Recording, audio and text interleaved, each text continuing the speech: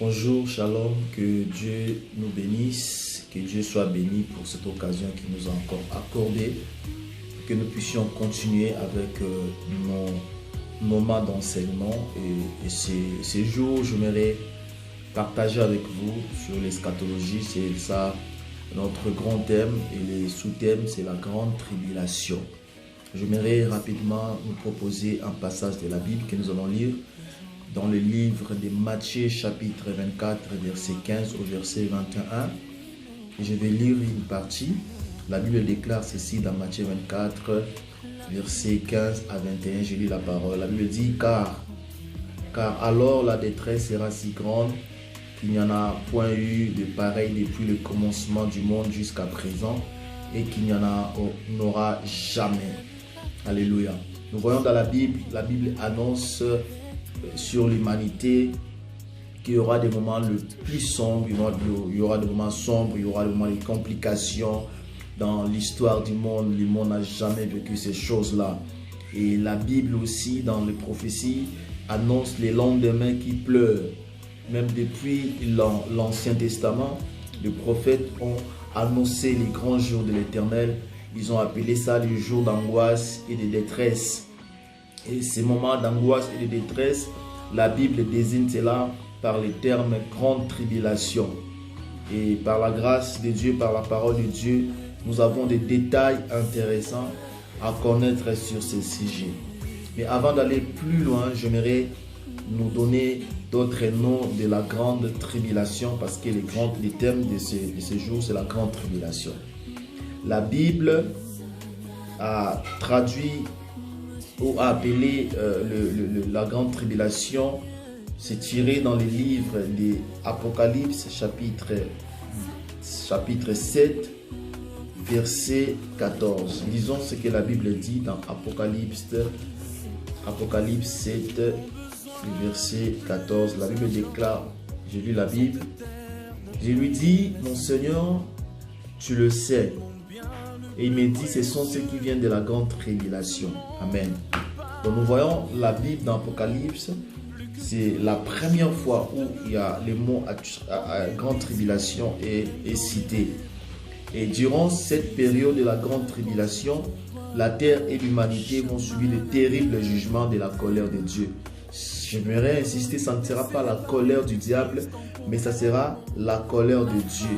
Et pendant cette colère de la grande tribulation, Jésus-Christ sera en train de briser les 7 sceaux du jugement, plutôt du livre de rédemption. Mais la grande tribulation est aussi appelée les jours de l'Éternel. Lorsque la Bible parle du jour de l'Éternel, c'est aussi la grande tribulation. Nous le verrons dans Sophonie chapitre 1, verset 14 jusqu'au verset 18. Et la Bible appelle aussi la grande tribulation par le temps des nations. Les temps des nations. Nous voyons dans Luc chapitre 21 verset 24, nous allons lire, nous allons aussi comprendre que lorsqu'on parle du temps des nations, cela veut dire aussi, c'est la grande tribulation. Et la Bible appelle aussi la grande tribulation les temps d'angoisse de Jacob. Le temps d'angoisse de Jacob. Je me relis Jérémie chapitre 30 verset 7. Écoutez ce que la Bible dit. Malheur car ce jour est grand, il n'y en a point eu de semblable. C'est un temps d'angoisse pour Jacob, mais il en sera délivré. Amen. Donc, ça c'est le nom de la grande tribulation que la Bible aussi appelle ça différemment. Mais tout ça, ce sont les noms de la grande tribulation. Pourquoi grande tribulation? La Bible parle de la grande tribulation parce que ce sera un moment très particulier. Très particulier. Mais nous avons 3 niveaux de tribulation. Nous avons 3 niveaux de tribulation. Le premier niveau, ce sont les tribulations ordinaires. Ce sont les tribulations qui ont toujours existé. Amen. Ce sont les tribulations ordinaires. Il y a la persécution, les épreuves que les chrétiens peuvent rencontrer dans leur vie. Même le Seigneur Jésus-Christ l'a dit dans Jean chapitre 16 verset 33. Je lis aussi la Bible. Jésus dit ceci. Je vous ai dit ces choses afin que vous ayez la paix en moi. Vous aurez des tribulations dans le monde, mais prenez courage, je vaincu le monde. Donc les tribulations font partie de la vie des enfants de Dieu. Surtout ceux qui sont appelés à hériter le royaume de Dieu, les tribulations sont incontournables. Même l'apôtre Paul, plus loin dans Actes chapitre 14, verset 22, l'apôtre Paul dit ceci: c'est par beaucoup de tribulations qu'il nous faut entrer dans le royaume de Dieu. Il a dit c'est par beaucoup de tribulations que nous devons entrer dans le royaume de Dieu. Donc il y a des tribulations ordinaires. Deuxième niveau de tribulation, il y a des tribulations qui sont le commencement des douleurs. Les commencements des douleurs. Au fur et à mesure que le monde avance, au fur et à mesure que Christ s'approche pour son retour, le diable agit de plus en plus, le péché prend davantage l'ampleur. Et lorsque le péché prend l'ampleur et le diable est en train d'agir, directement il y a des jugements qui vont tomber sur les hommes. Mais les jugements que nous voyons aujourd'hui ne sont pas la grande tribulation, mais c'est le commencement des souffrances. Et ces commencements vont atteindre leur sommet pendant la grande tribulation. Le Seigneur, toujours, Jésus-Christ nous dit dans Matthieu chapitre 24, verset 7 au verset 8, il dit ceci: vous entendrez parler des guerres et des bruits des guerres. Gardez-vous d'être troublés, car il faut que ces choses arrivent. Mais ça ne sera pas encore la fin. Une nation se lèvera contre une nation et un royaume contre un royaume.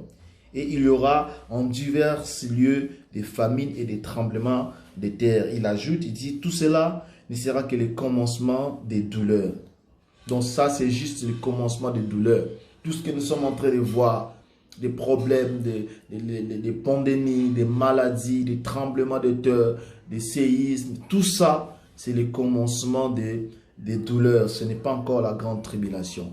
Et le troisième niveau de tribulation, nous avons maintenant la grande tribulation, ce qui est annoncé par les Écritures. Et la Bible parle de la grande tribulation. C'est une période au courant de laquelle la terre et ses habitants vont connaître des souffrances d'une manière extraordinaire. Une souffrance que la terre et les habitants n'ont jamais connue. Ça sera pendant l'époque ou la saison, la période de la grande tribulation. Lorsqu'on parle de la souffrance, le Seigneur dit dans Matthieu 24, 15 à 21, il dit: car alors la détresse sera si grande qu'il n'y en a point eu de pareil depuis le commencement du monde jusqu'à présent et qu'il n'y en aura jamais.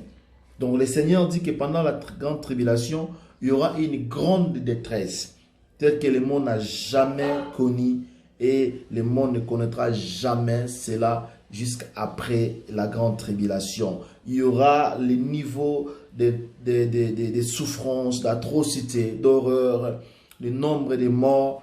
Ça sera des moments compliqués. Ça sera pendant la grande tribulation. Mais dans l'Ancien Testament, déjà nous voyons la grande tribulation était présentée comme une chose terrible. Nous allons lire dans Daniel chapitre 12, verset 1. Daniel 12, 1, la Bible dit: en ces temps-là, se lèvera Michael, le grand chef, le défenseur des enfants de ton peuple, et ce sera une époque de détresse telle qu'il n'y en a point eu de semblable depuis les nations existent jusqu'à cette époque. Et à ces temps-là, c'est de ton peuple qui seront trouvés inscrits dans les livres seront sauvés. Amen. Donc même depuis Daniel, la Bible nous a déjà donné des informations sur la grande tribulation. Il a dit que ce moment, ça sera un moment sans pareil. Ça n'a jamais existé. Donc pour vous dire que pendant la grande tribulation, il y aura des choses terribles qui vont se passer dans ce monde bien-aimé. Voilà pourquoi le Seigneur nous donne ce message pour que nous puissions nous préparer. Et la Bible dit aussi dans Apocalypse chapitre 9 verset 6, la Bible dit: en ce jour-là, les hommes chercheront la mort et ils ne la trouveront pas. Ils désireront mourir et la mort fuira loin d'eux. Si j'aimerais insister que pendant la grande tribulation, il y aura un moment, une période où la mort ne sera pas possible. La mort ne sera pas possible. Dieu va désactiver la mort pendant une période, je ne sais pas pendant toute la période de la grande tribulation, mais ça sera pendant une période. Donc il y aura tellement de souffrances que les hommes vont souhaiter la mort, mais ils ne trouveront pas la mort, c'est ce que la Bible déclare. Donc vous voyez les niveaux d'atrocité, les niveaux de la situation de la grande tribulation. Gloire à Dieu. Je voudrais répondre à une question. Quand aura lieu la grande tribulation? La grande tribulation aura lieu après l'enlèvement de l'Église. C'est d'abord ça. L'Église ne participera pas à la grande tribulation. La grande tribulation aura lieu pendant la 70e semaine de Daniel. Le prophète Daniel avait reçu une vision concernant les plans de Dieu sur Israël. Et ces plans de Dieu devaient s'accomplir pendant le 70e semaine de Daniel. Et dans les 70e semaines de Daniel, les moments où nous sommes, les moments où l'Église traverse, nous sommes déjà arrivés à la 69e semaine. Donc nous sommes déjà à la fin du temps de la grâce. Pour dire que Dieu, Christ, peut venir à n'importe quel moment. Parce qu'après les 69e semaine, il restera une semaine. Et cette une semaine-là est réservée pour la grande tribulation. Pour la grande tribulation. Et selon la prophétie, une semaine des 70e semaine de Daniel, une semaine est égale à 7 ans. Donc c'est-à-dire la grande tribulation aura une période de 7 ans. Mais j'aimerais insister pour dire que pendant la grande tribulation ne commencera pas directement avec des troubles. Mais la grande tribulation aura 3 ans et demi de paix. Il y aura la paix mondiale. 3 ans et demi de paix. Maintenant, après les 3 ans et demi de paix, lorsque Israël refusera d'adorer la bête, se prosterner devant la bête, c'est là où ça va déclencher la guerre, c'est là où ça va déclencher les situations. Maintenant, ils vont rentrer dans la deuxième phase de la grande tribulation. C'est là maintenant, il y aura des complications. Mais ça commencera avec 3 ans et demi de paix et 3 ans et demi de souffrance. Donc, c'est pendant la 70e semaine de Daniel. La grande tribulation aura lieu pendant le règne de l'Antichrist. Pendant le règne de l'Antichrist, l'Antichrist c'est un impieux qui régnera sur l'humanité. L'Antichrist sera à la tête d'un gouvernement mondial pendant 7 ans. Donc l'Antichrist n'est pas le diable, mais l'Antichrist c'est les représentants du diable. Le diable va lui donner tout ce qui est pouvoir, autorité, pour qu'il amène les gens à adorer le diable et pour que les gens puissent prendre la marque de la bête. La grande tribulation aura lieu avant les milléniums. Avant les milléniums, dont la grande tribulation précédera le début du règne de Jésus-Christ sur la terre. Parce qu'il faut que ceux qui sont les martyrs de la grande tribulation, ceux qui vont garder leur foi malgré qu'ils seront en train d'être perturbés, d'être persécutés, je vous le dis, ces gens-là vont rejoindre déjà les chrétiens qui seront enlevés et pour qu'ensemble, nous puissions célébrer les milléniums. Alléluia. Mais pourquoi l'Église ne prendra pas part à la grande tribulation? La Bible dit, j'aimerais lire 1 Timothée chapitre 1 verset 9 à 10. Écoutez ce que la Bible dit. Car on rencontre à notre sujet quel accès nous avons eu auprès de vous et comment vous vous êtes convertis à Dieu en abandonnant les idoles pour servir le Dieu vivant et vrai et pour attendre des cieux son Fils qu'il a ressuscité des morts, Jésus qui nous délivre de la colère à venir. L'Église ne prendra pas part à la grande tribulation. Pourquoi? Parce que la grande tribulation concerne les nations. Ça ne concerne pas l'Église. La grande tribulation concerne les nations, concerne Israël. Les nations, ce sont des gens, des hommes qui ont refusé de recevoir la grâce de Dieu par Jésus-Christ, la grâce gratuite de Jésus-Christ. Les nations sont les gens qui ont gardé leur péché, ils n'ont pas voulu être pardonnés par la grâce de Dieu. Deuxième raison pourquoi l'Église ne prendra pas part à la grande tribulation. La grande tribulation, comme je disais, concerne Israël. C'est le jour d'angoisse de Jacob. La grande tribulation, Dieu viendra juger Israël parce qu'ils ont rejeté le Messie Jésus-Christ de Nazareth. Donc ça concerne aussi Israël. Troisième raison, l'Église ne prendra pas part à la grande tribulation. Pourquoi? Parce que dans la Bible, nous voyons nulle part où Christ a enseigné que l'Église va participer à la grande tribulation. Nulle part où les apôtres ont enseigné que l'Église va prendre part à la grande tribulation. Quatrième raison, l'Église sera enlevée avant la manifestation de l'Antichrist. Là, j'aimerais dire que l'Église, nous n'attendons pas l'Antichrist, mais nous attendons le Christ, Jésus-Christ. Nous attendons le retour de notre Seigneur Jésus-Christ et non de l'Antichrist. Gloire à Dieu. Cinquième raison pourquoi l'Église ne prendra pas part à la grande tribulation. L'Église n'est pas destinée à subir la colère de Dieu. Jésus-Christ va délivrer l'Église à la colère à venir. Vous savez, personne ne peut laisser sa fiancée à son pire ennemi. Personne. Donc, l'ennemi sera là, le diable sera là, la bête sera là. Et Christ ne peut pas laisser sa fiancée entre les mains de son ennemi qui est le diable. Nous voyons aussi une autre raison. L'Apocalypse nous enseigne que l'Église sera épargnée de la grande tribulation. Donc, Jésus-Christ a donné une promesse à son Église d'être épargnée à la grande tribulation. Vous allez lire dans Apocalypse chapitre 3, verset 10. Gloire à Dieu. La septième raison pourquoi l'Église ne prendra pas part à la grande tribulation. Dieu épargne souvent son peuple de grands châtiments. Nous voyons ici l'exemple d'Enoch. Enoch qui a été enlevé avant le déluge. Enoch, c'est le type de l'Église. Et le déluge, c'est le type de la grande tribulation.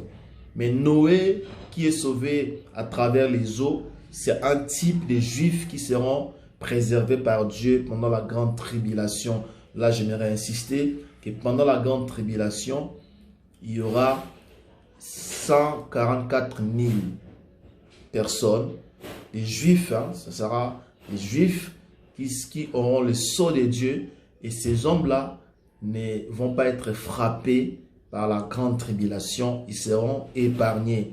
C'est comme Noé. Noé, il était dans la punition, dans le déluge, mais Noé était protégé par l'arche. Donc, il y aura des Juifs qui seront là, ils seront au nombre de 144 000, nous allons le voir par la grâce de Dieu, 144 000, ces hommes-là auront le sceau de Dieu et le diable ne touchera pas ces hommes et ce seront justement des Juifs. Donc, j'ai voulu insister pour beaucoup plus de détails.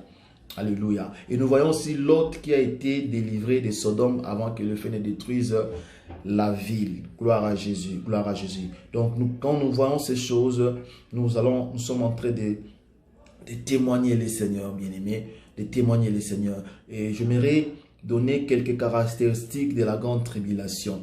Le premier, nous voyons l'Église est enlevée. L'Église est enlevée. Alléluia. Comme nous avons dit, plus haut là-bas, que l'épouse de Christ ne souffrira pas la grande tribulation. Christ ne peut pas livrer son épouse à son ennemi humain, qui sera la bête. Donc, pendant la grande tribulation, l'Église est enlevée. Nous voyons encore une deuxième caractéristique de la grande tribulation. Le diable est chassé du ciel sur la terre. Donc, actuellement, le diable, comme je disais, et son QG se trouve au deuxième ciel. Au deuxième ciel. Mais pendant la grande tribulation, le diable sera précipité sur la terre. Il sera précipité sur la terre. Nous allons lire dans Apocalypse, chapitre 12, verset 7 au verset 10. Écoutez ce que la Bible dit. Il y a eu guerre dans le ciel, Michel et ses anges combattirent contre les dragons. Et les dragons et ses anges combattirent. Mais ils ne furent pas le plus fort. Et leur place ne fut plus trouvée dans le ciel. Et il fit précipiter les grands dragons, les serpents anciens, appelés le diable et Satan, celui qui séduit toute la terre. Il fit précipiter sur la terre et ses anges furent précipités avec lui. Donc pendant la grande tribulation, le diable sera précipité et ses anges sur la terre. Le diable sera sur la terre. Ça sera des moments compliqués. Et nous voyons aussi les caractéristiques de la grande tribulation. L'Antichrist va régner sur la terre. L'Antichrist va régner sur la terre. Et nous allons aussi à notre caractéristique, nous allons voir il y aura une importante activité démoniaque sur la terre. Pendant la grande tribulation, Voyez, parce qu'aujourd'hui, il y a l'église, il y a le Saint-Esprit. Donc les activités démoniaques est étouffées. Mais pendant ces moments, comme le Saint-Esprit, comme l'église ne sera plus sur la terre, les diables et les esprits mauvais seront libres d'agir. Libres d'agir. Ça sera des moments compliqués, bien-aimés. Il y aura vraiment, l'abîme va envahir la terre. Ça sera des moments très, très compliqués. Et pendant la grande tribulation, Dieu suscitera ses deux témoins. Les témoins de Dieu. Ils vont exercer les ministères dans le but de ramener la repentance parmi les habitants de la terre. Mais ces gens-là, ces deux témoins seront tués et ressuscités avant d'être enlevés. Nous voyons l'amour de Dieu. L'amour de Dieu. Donc pendant la grande tribulation, l'évangile sera prêché aussi. Malgré que Dieu a puni le monde, mais Dieu va envoyer ses deux témoins pour prêcher l'évangile. Ça, c'est l'amour de Dieu. Mais malheureusement, ces hommes, ces deux témoins seront tués. Ils vont rester là pendant quelques jours. Après, Dieu va les ressusciter. Voilà la première partie de cet enseignement sur la grande tribulation. Et nous vous encourageons à nous suivre, à soutenir ces ministères pour que les messages eschatologiques puissent toucher des familles et des nations par la grâce de Dieu. Je vous prie aussi de vous abonner sur notre chaîne YouTube Alpha Raphaël Chionza. Le Seigneur va vous bénir pour que l'œuvre de Dieu puisse avancer. Que Dieu vous bénisse. Soyez en paix.